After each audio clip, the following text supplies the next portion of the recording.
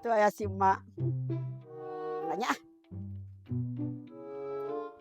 "Mak, keur naon Mak?" "Keur sasapu ce edoh, mun kieu wae maneh mah nanya. Didinya rek ka mana?" "Rek ka hareup we biasa jalan-jalan hayang takjil. Emak we kieu karek sasapu naon wae gawe ti isuk." Kepo wae didinya mah.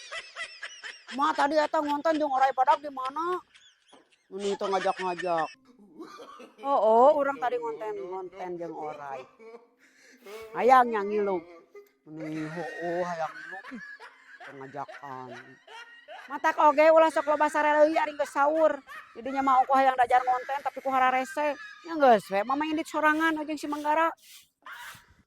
Atuh da matak oge lamun rek kitu teh janjianna teh ti peuting. Meureun geus saur teh moal sare deui, dasar we ieu mah mun kailuan. Ongkoh ka urang teh ngajak ngonten, tapi mama kitu geuningan ngadon indit ti heula.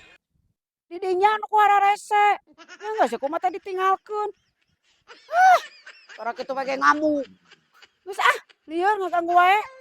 Mau jadi sasapuna ge didinya mah jadi hama, nanaon teh ngaganggu we ka jelema teh. Indit ka ditu. Yang geus atuh ari mau ngajak mah.